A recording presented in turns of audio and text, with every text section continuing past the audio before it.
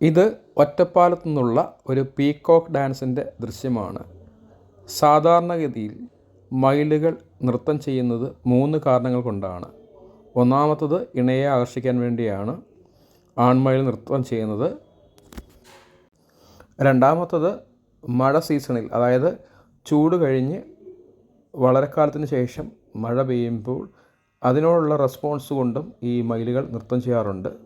മൂന്നാമത്തത് അതിൻ്റെ സ്ട്രെങ്ത് കാണിക്കാനും ഈ മയിലുകൾ നൃത്തം ചെയ്യാറുണ്ട്.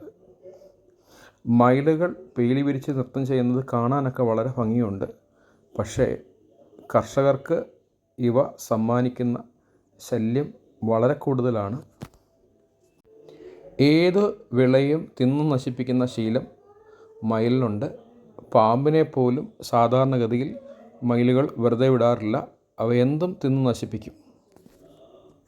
കേരളത്തിലെ കർഷകന് മയിൽ സമ്മാനിക്കുന്ന ശല്യങ്ങൾ ചെറുതല്ല. എന്നിരുന്നാലും ഇവയുടെ ഈ പീലി വിരിച്ചുള്ള നൃത്തം നയനാനന്ദകരമാണ്. പണ്ടൊക്കെ നാട്ടിൻപുറത്ത് അപൂർവമായിരുന്ന മയിൽ ഇപ്പോൾ പല പ്രദേശത്തും സാധാരണഗതിയിൽ ഇത് കാണാറുണ്ട്. ഇവയുടെ ശബ്ദം തന്നെ ഒരു പ്രത്യേക രീതിയിലുള്ള, ചിലർക്ക് അരോചകമായ രീതിയിലുള്ളൊരു ശബ്ദമാണ് ഈ മയിലിൻ്റെത്. കേരളത്തിൽ പാലക്കാട് ജില്ലയിൽ ഈ മയിലിനെ മിക്ക സ്ഥലങ്ങളിലും കാണാവുന്നതാണ്. പണ്ടൊക്കെ ലാടന്മാർ ഈ മയിലിനെ പിടികൂടി മയിലെണ്ണ ഉണ്ടാക്കാറുണ്ട്. വഴക്കൻ കിട്ടാൻ വേണ്ടി ഈ മയിലെണ്ണ പലരും ഉപയോഗിക്കുമാറുണ്ടായിരുന്നു. പക്ഷേ അതിൽ ശാസ്ത്രീയ അടിസ്ഥാനം വളരെ കുറവായിരുന്നു. മയിലെണ്ണ എന്ന പേരിൽ അവർ കൊടുക്കുന്നത് പലപ്പോഴും സാധാരണ ഔഷധങ്ങൾ കൊണ്ടുണ്ടാക്കിയ എണ്ണയായിരുന്നു. മയിലെണ്ണ പുരട്ടിക്കഴിഞ്ഞാൽ ഒരിക്കലും ശരീരം കൂടുതലൊന്നും വഴങ്ങാനുള്ള യാതൊരു സാധ്യതയും കാണുന്നില്ല. അതിൻ്റെ പേരിൽ ഒരുപാട് മയിലുകളെ കൊന്നൊടുക്കിയിട്ടുണ്ട്.